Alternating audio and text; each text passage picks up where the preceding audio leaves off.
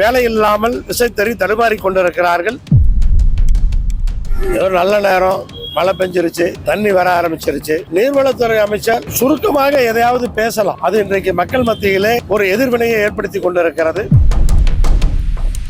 இனி வரும் காலத்திலே ஒரு அமைச்சர் மக்களுக்கு கருத்தை சொல்ல வேண்டியது அவசியம், அவர்கள் கடமை.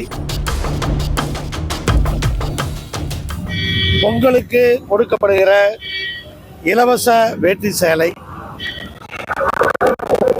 மே மாதமே டெண்டர் விட்டால்தான் பொங்கலுக்கு சரியாக கொடுக்க முடியும். இப்போது ஆகஸ்ட் பிறந்து விட்டது, இன்னும் நூலுக்கான டெண்டர் விடப்படவில்லை.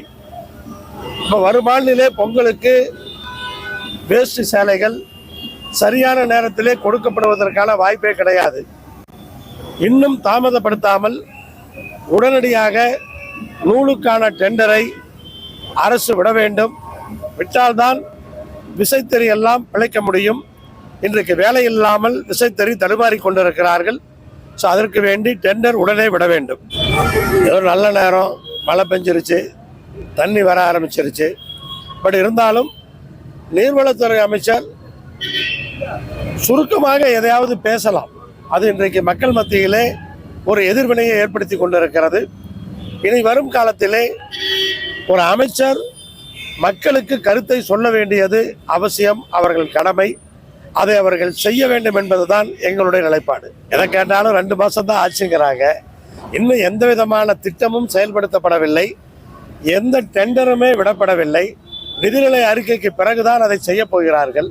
இப்ப என்ன மாற்றம் வந்திருக்கும்? இதுவெல்லாம் கடந்த 5 ஆண்டுகளிலே வளர்ந்த வளர்ச்சிக்கான அந்த அவார்டு தான் இப்போ சொல்லிட்டு இருக்காங்களே ஒழிய, மற்றபடி இந்த 2 மாதத்தில் என்ன பண்ண முடியும் நம்மளும் அதை எதிர்பார்க்கல.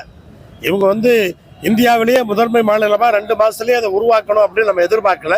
ஆனால் வருகிற காலத்தில் நிதிநிலை அறிக்கை கண்டிப்பாக அதை காண்பித்து கொடுக்கும். இளைஞர்கள் வேலை வாய்ப்பு இல்லாமல் இன்றைக்கு தடுமாறி கொண்டிருக்கிறார்கள். வேலை வாய்ப்பை உருவாக்குவதற்கான திட்டங்கள் இந்த நிதிநிலை அறிக்கையிலே கண்டிப்பாக இருக்க வேண்டும். இல்லை இது ஒரு அர்த்தமுள்ள பேச்சா எனக்கு தெரியலை. அந்த நேரத்தில் கடந்து போகிறதுக்காக அவர் பேசுகிறதாவே அதை நான் பார்க்குறேன். அதில் சீரியஸாக எடுத்துக்கல. நல்லது நடக்கணும். அதாவது பேசுகிறாரா இல்லையாங்கிறதெல்லாம் முக்கியம் இல்லை. மக்களுக்கு தேவையானது நடக்கணும். தேர்தல் வாக்குறுதிகளை கொடுத்து அந்த வாக்குறுதிகளை நிறைவேற்றணும்.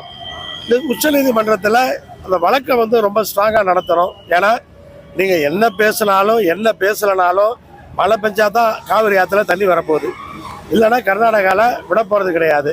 ஸோ அப்படி இருக்கிறப்ப கண்டிப்பாக இது உச்சநீதிமன்றத்தில் சட்ட போராட்டத்தை தீவிரமாக பண்ணணும்.